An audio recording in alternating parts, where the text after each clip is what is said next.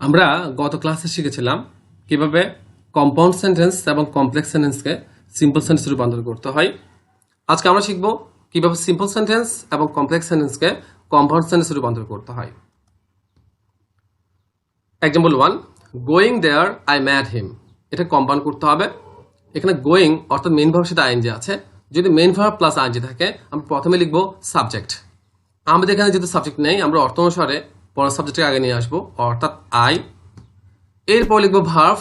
Verb যদি present form অথবা first ফর্মে থাকে যা আছে তা লিখে ফেলতে হবে। আর যদি আইএনজি ফর্মে থাকে এই পরের ভার্ব যেটা আছে ওইটার উপর ডিপেন্ড করে এই ভার্বটা বসাতে হবে।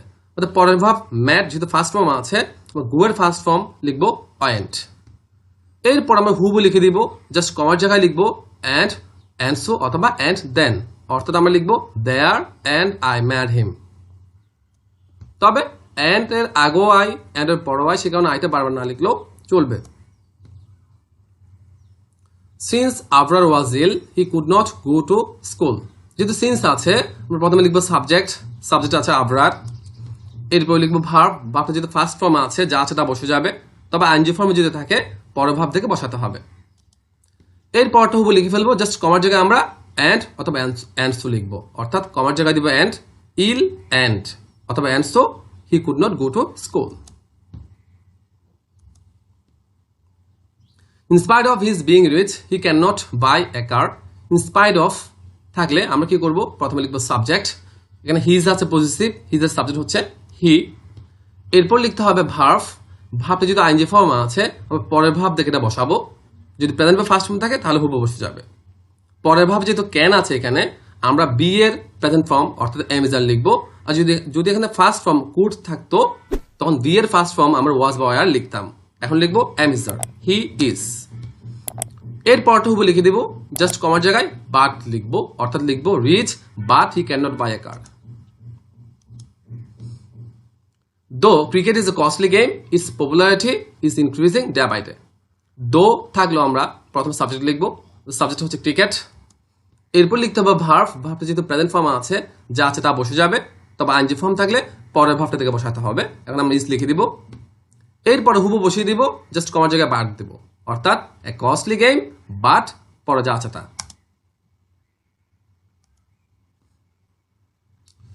হি reads more to pass in the examination. To plus verb, এই টু প্লাস ভার্ব যদি থাকে অথবা in order to plus verb বা সুদের থাকলে আমরা ওইটার জায়গায় লিখবো অ্যান্ড। এর আগে হুবহু লিখে ফেলবো। এর আগে আছে হি রিডস মোর, এই টু প্লাস ভার্বের জায়গায় আমরা লিখবো অ্যান্ড। এরপর আমরা সাবজেক্টে লিখবো, তবে একই সাবজেক্ট বারবার লেখার দরকার নেই, অর্থাৎ হি বারবার না লিখলেও চলবে। এরপর লিখবো ওয়ান টু। তো মনে রাখতে হবে এখানে ভার্বটা যদি বেস ফর্ম হয় এখানে আমরা ওয়ান টু লিখবো। যদি ভার্বের সাথে এস থাকে আমরা ওয়ান্স টু লিখবো। যদি ভার্বটা ফার্স্ট ফর্ম হয় আমরা ওয়ান টু টু লিখবো। যেহেতু ভার্বের সাথে এস আছে আমরা লিখবো ওয়ান্স টু। এরপরে ভার্বের বেস ফর্ম, পাসের বেস ফর্ম পাস। এরপরে বাকি অংশ ইন দি এক্সামিনেশন। অথবা এটাকে আমরা এই সেকেন্ড রুল দিয়ে আমরা করতে পারি, অর্থাৎ প্রথমে টু প্লাস ভার্বের আগের অংশটা আমরা লিখে ফেলবো। টু প্লাস ভার্বের জায়গায় আমরা অ্যান্ড লিখবো, অর্থাৎ হি রিডস মোর লিখে ফেললাম।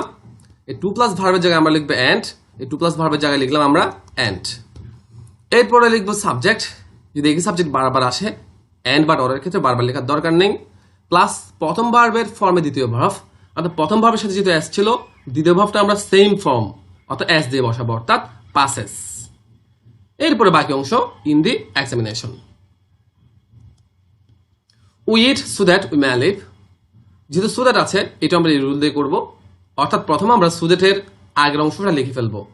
সো দ্যাটের আগে আছে উই ইট। এরপর সো দ্যাটের জায়গায় আমরা লিখবো অ্যান্ড। এরপর সাবজেক্টটা একে সাবজেক্ট বারবার লেখার দরকার নেই। এরপর ওয়ান টু, যদি এখানে ভার্বটা বেস ফর্ম আছে আমরা ওয়ান টু লিখবো। যদি ইটস এস থাকতো ওয়ান্স টু লিখতাম। যদি অ্যাট থাকতো ওয়ান টু লিখতাম, ওয়ান্টস টু, যেহেতু ভার্ব বেস ফর্ম আছে। প্লাস ভার্বের বেস ফর্ম, এখানে মেইন ভার্ব আছে লিভ, লিভের বেস ফর্ম লিভ।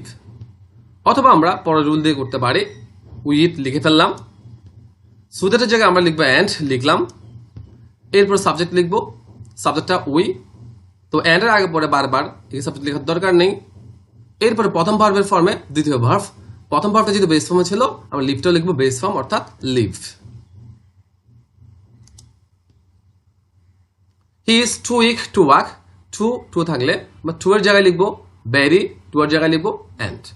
তাহলে আমরা লিখবো হি ইজ, এই টু এর জায়গায় লিখলাম ভেরি, এরপর আছে উইক, এই টু এর জায়গায় লিখলাম অ্যান্ড অথবা অ্যান্ড সো, এরপর লিখবো সাবজেক্টটা আবার লিখবো, সাবজেক্টটা ছিল হি, ক্যান নট অথবা কুড নট। যদি এই ভাবটা যদি প্রেজেন্ট ফর্মে হয় আমরা ক্যান নট বা কুড নট লিখবো। এটা যদি ফার্স্ট ফর্মে হয়, সরি, এই ভাবটা যদি প্রেজেন্ট ফর্মে হয় আমরা ক্যান নট লিখবো, এটা যদি ফার্স্ট ফর্মে হয় আমরা কুড নট লিখবো। এখন লিখবো আমরা ক্যান নট যেহেতু প্রেজেন্ট ফর্ম আছে।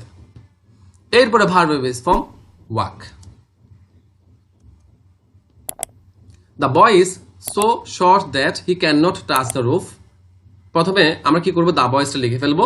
যে সো আছে, সোর জায়গায় আমরা লিখবো ভেরি, শর্ট এই দ্যাটের জায়গায় আমরা লিখবো অ্যান্ড অথবা অ্যান্ড সো। এরপরে সাবজেক্টটা আবার লিখবো, আমাদের সাবজেক্ট হচ্ছে দ্য বয়, বারবার দ্য বয় না লিখে আমরা হি লিখতে পারি। এরপরে ক্যান নট বা কুড নট লিখতে হয়, আমাদের প্রশ্নে ক্যান নটটা লেখা ছিল। এরপর ভার্ব বেস ফর্ম লিখতে হয়, ভার্বটাও আমাদের প্রশ্নে দেওয়া ছিল, বেস ফর্মে দেওয়া ছিল, এটা হুবহু লিখে ফেললাম। By taking physical exercise you can keep fit. By plus verb ING থাকলে আমরা প্রথমে সাবজেক্ট লিখবো, তবে সাবজেক্টে যদি ইউ হয় লিখতে হবে না, প্লাস ভার্বের বেস ফর্ম ভার্ব টেক এর বেস ফর্ম টেক। এরপরটা আমরা হুবহু লিখে দিব, জাস্ট কমার জায়গায় অ্যান্ড অথবা অ্যান্ড দাস লিখবো, অর্থাৎ লিখবো ফিজিক্যাল এক্সারসাইজ, কমার জায়গায় লিখবো অ্যান্ড অথবা অ্যান্ড দাস, পরটা হুবহু। If you study hard you will make a good result. যেহেতু ইফ আছে আমরা এটা সেম রুল মেনটেন করবো, প্রথমে সাবজেক্ট, তো সাবজেক্টে যদি ইউ হয় লিখতে হবে না, প্লাস ভার্বের বেস ফর্ম, ভার্ব আছে স্টাডি, বেস ফর্মে স্টাডি, পরটা হুবহু লিখে দিব, তবে কমার জায়গায় অ্যান্ড অথবা অ্যান্ড দাস লিখতে হবে। আমরা লিখবো হার্ড অ্যান্ড অথবা and thus you will make a good result. Without reading attentively you can not make a good result. যেহেতু উইদাউট প্লাস ভার্ব আইএনজি আছে আমরা এই রুলটা মেনটেন করবো, প্রথমে সাবজেক্ট, তো সাবজেক্ট যদি ইউ হয় লিখতে হবে না, প্লাস ভার্বের বেস ফর্ম, রিডের বেস ফর্ম রিড, এরপরটা হুবহু লিখবো, জাস্ট কমার জায়গায় অর দেব, অর্থাৎ attentively or you can not make a good result. Unless you walk fast you can not catch the train. যেহেতু আনলেস আছে আমরা প্রথমে সাবজেক্ট লিখবো, যেহেতু সাবজেক্ট ইউ লিখতে হবে না, প্লাস ভার্বের বেস ফর্ম ওয়াক, এরপরটা হুবহু লিখে দিব, জাস্ট কমার জায়গায় আর লিখবো, সরি অর লিখবো, অর্থাৎ fast or you can not catch the train. He is both a teacher and a singer. both and থাকলে আমরা both এর জায়গায় লিখবো not only, লিখলাম হি ইজ, both এর জায়গায় লিখলাম not only, এরপর আছে a teacher, এরপরে and এর জায়গায় লিখবো আমরা but also, এরপরে যা আছে তা a singer. Besides giving me advice he helped me with money. Besides plus verb ING থাকলে আমরা কি করব, প্রথমে সাবজেক্টটা লিখে ফেলবো, সাবজেক্টটা হচ্ছে হি, এরপর আমরা লিখবো নট অনলি, এরপরে আছে ভার্ব, ভার্ব যদি আইএনজি ফর্মে থাকে পরের ভার্ব দেখে বসাতে হয়, পরের ভার্বটা যেহেতু ফার্স্ট ফর্মে আছে আমরা গিভের ফার্স্ট ফর্ম লিখবো গেভ, এরপরে লিখবো বাট অলসো, সরি এরপর লিখবো মি অ্যাডভাইস, এরপর কমার জায়গায় লিখবো বাট অলসো, এরপর বাকি অংশ হি হেল্প মি উইথ মানি। ধন্যবাদ সবাইকে, আজকে এই পর্যন্ত। পরবর্তী ক্লাসে দেখা হবে কনভারসেশনের পার্ট 2 নিয়ে।